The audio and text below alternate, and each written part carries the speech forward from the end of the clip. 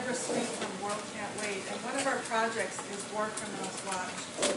We've met quite a few of you on the streets over the last few years, and especially the last year since David Petraeus was sent to teach at CUNY, which a lot of us, and really the whole world that has followed these things, considered it a huge affront that one of the war criminals responsible for the most illegitimate occupation of Iraq and Afghanistan, and someone who ran the CIA, and did countless other contributions to oppressing people around the world, back to Latin America under the Reagan years, was elevated to the soldier-statesman role, the soldier-scholar role. And this is only part of it. The other process that a lot of us have been tracking, who work with high school students especially, is the relentless sucking of the youth into the military. Yeah. And the new feature this year is that ROTC, for those of us from the 60s generation, ROTC was pretty close to a dirty four-letter word, Reserve Officer Training Corps. ROTC is a program by which people on campus are trained to become officers in the U.S. military. And in the early 70s, we drove those programs off campuses all over the country, and especially at CUNY. They had to leave. They've come back at Columbia and other Ivy League places, ROTC in particular. And this year they've come back at a couple of CUNY campuses. So there's been very righteous protests against CUNY showing up at City. There's been protests at Hunter. There's been opposition at EMCC in York. This is really, really important because the U.S. military has made a decision that it now wants a more diverse officer corps that can speak a lot of languages and can be more efficient at oppressing the rest of the world. They want officers of color in particular, so they're very heavily focusing on urban areas. And that's why they're at CUNY right now. Very simple. They want those bodies in the officer corps. And many of us, not enough of us, are looking at this and really thinking about, we need more of that spirit from the 60s. In fact, we need a movement for revolution and, change. But in the process of that, we need people opposing the war criminals and opposing being dragged into that as well. So we thought going into Left Forum this year that we wanted to, as World Can't Wait does, always speak to very key questions. We just spoke to the NSA spying at a panel at noon that was jammed, and we're going to be talking about the destruction of Iraq at 5 o'clock. Tomorrow we'll be talking about the U.S. drone war. But this is right where we should be right now, focusing on, at the Urban University in New York, how do we end, resist, stop, however you want to put it, the militarization of CUNY and the sucking of people's brains and bodies into the U.S. military for no good purpose. We were able to add, because of this tremendous victory at Rutgers a couple of weeks ago, of denying Condoleezza Rice the ability to speak at commencement last weekend. We were able to bring a few students that are active in that, and they're supporting their colors. So thank you.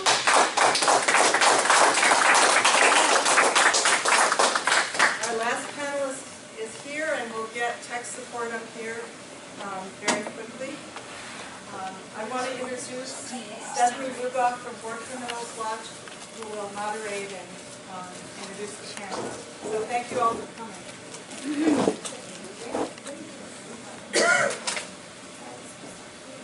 Okay, hello everybody. Louder. Hello everybody. My name is Stephanie, as Deborah said. I am especially interested in this panel because I coordinate the War Criminals Watch project at World Can't Wait, and we now have a major war criminal teaching at CUNY. And I'm also a City College graduate, so I have another interest as well.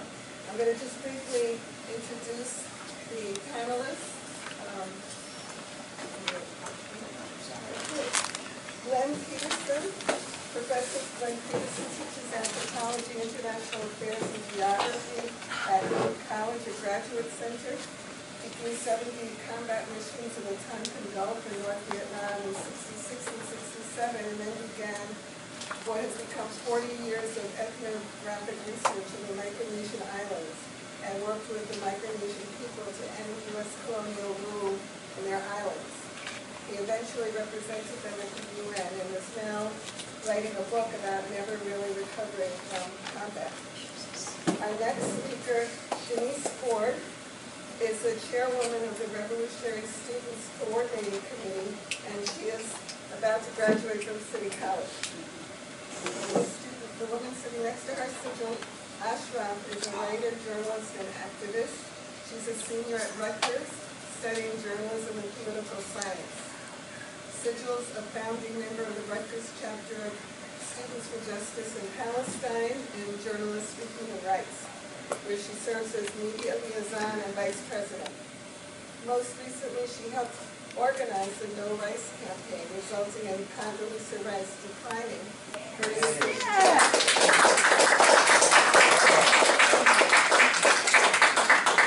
Sitting next to Syjil is Ezra Sholem, will be a junior at Rutgers University. In the fall, he's majoring in labor studies and criminal justice. Ezra is an organizer with the No Rice movement, as well as in the student workers' rights, women's rights, anti-imperialist, anti-war, and prison rights movements. He'll be the treasurer of Rutgers United Black Council in the following school year, and he's a member of Socialist Alternative. Ray McGovern works with Tell the Word, a publishing arm of the Ecumenical Church of the Savior in inner city Washington, D.C. His academic degrees are in Russian, and he was an analyst of Russian foreign policy for the first decade of his 27-year career with the CIA. He's now on the steering group of veteran intelligence professionals for Sanity. And we're also very proud that he serves as an advisor to our War Criminals Watch project. Who will be back shortly. Okay, Ian Petersen. Ian Hansen, who's a social psychologist and an assistant professor in the Department of Behavioral Sciences at CUNY's York College. He's also on the steering committee of Psychologists for Social Responsibility. So we are going to get started. We're going to ask the two professors to speak first, and then Ray will speak, and then the students.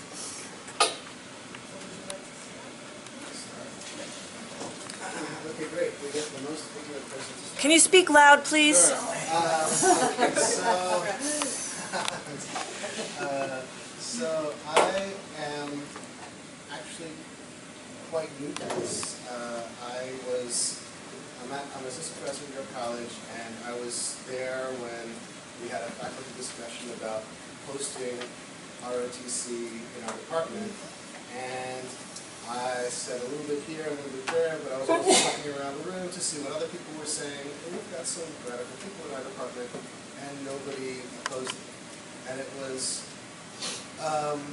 brought through on the pretense that a lot of York College students often join the military anyway, and that they can go to the military after receiving some funding and have an option, likely to become officers afterwards. And that's a better situation than if they just join the military. This is how it was sold. It seems like it made some more sense at the time. We found a little bit fear of opposition.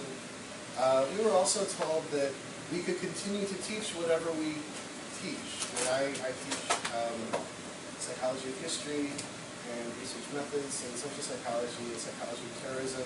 And I include in all of my classes some sort of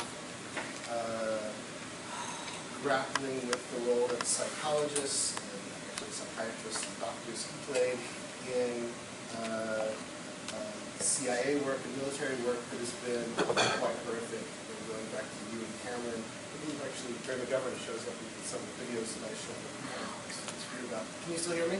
Yeah, it's got to be really loud. Really loud? Okay. That felt like some sort of relief, but I really didn't do anything about it, truth be told. I received some emails from other people who were opposing it. They were opposing it not on the grounds that the U.S. military is involved in illegal wars that often involve war crimes and torture, but more on the grounds that the U.S. military still discriminates against transgender individuals, which I think is a legitimate point.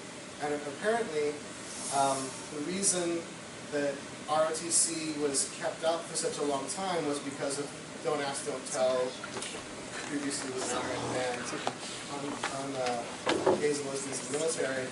And so when that was lifted, that was considered an excuse to bring ROTC back in. So I guess the argument they were going for was let's push the issue of the fact that transgender people are not permitted in the military. I read those emails. I didn't end up signing anything. I didn't end up doing anything about it. But I did start to notice cultural changes around me that started to bother me. I'll share some of those with you now. It's mostly, what's offended me mostly is the huge advertising presence that the military has now in your college. And I'll give you an example of that. So,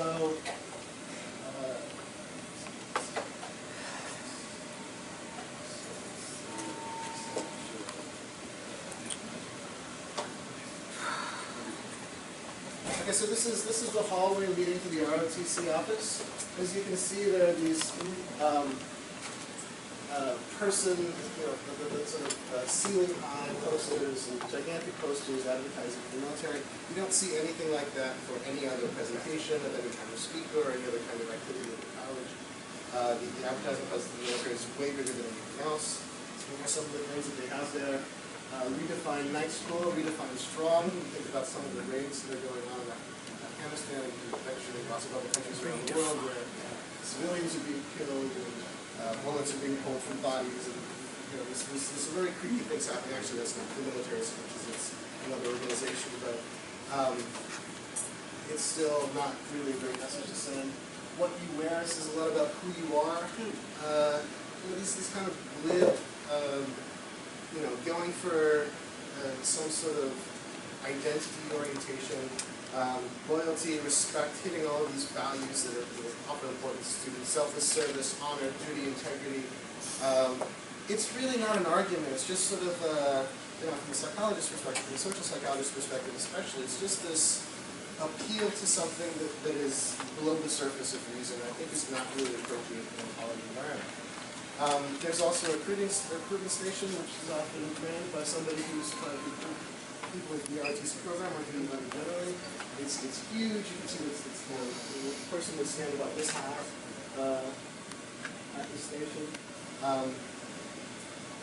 Is this just in your college? This is just your college. Yes. All campuses have it as well? I don't know actually if the other campuses have something similar. If this is particular to your college. They have specific panels that are, as I was saying, are appealing to diversity. So they're appealing to African American officers. And I can just read some of what they say here. It's actually quite revealing. They say, throughout America's history, from the Battle of Lexington to the Battle for Fallujah, African American officers have honorably answered the call to duty, serving with great valor and distinction in America's armed forces. During the month of February, the Army celebrates and pays tribute to African American soldiers and recognizes the important contributions they have made in past wars and are continuing to make today in overseas operations. So it's about officers, but they switch it to soldiers. They talk about the month of February. It seems like they're not even being very careful. And it turns out that this is sort of copied over from something on the website, which is directed at black soldiers, the soldiers have. So it seems like there's not even a great attention to even getting the message right on some level. There's something else for Hispanic American officers also. Unfortunately, my camera wasn't fine enough to detail what's here, but I took something else from the website, the same website, which says the U.S. Army recognizes the achievements and contributions of Hispanic Americans. America's diversity is a source of strength, and Hispanic Americans have not hesitated to defend and show their allegiance to this nation in many ways. especially for the military service, Originally, the week-long celebration approved by President Johnson, National Hispanic Heritage Month, was enacted into law in 1988. The celebration heightens our attention to diversity and the many contributions Hispanics have made to the United States. There's something very patronizing about this whole appeal, especially given what the ultimate goal is. And this is just something from the commencement, which is yesterday, actually. It was something like a 20-minute rousing music, marching, and everybody stands for the color guard. They're actually basically stood in front of the dean. You couldn't even see the dean, so they stayed there for about 10 minutes before moving off the stage. So the military imagery and the sort of the influence on people's psyches is very strong.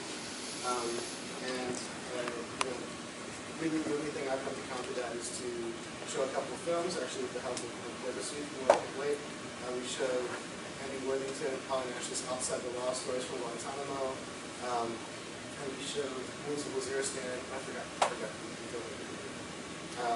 but I hope that I can continue this, at least present the other side as much as I can in my classes and in the school.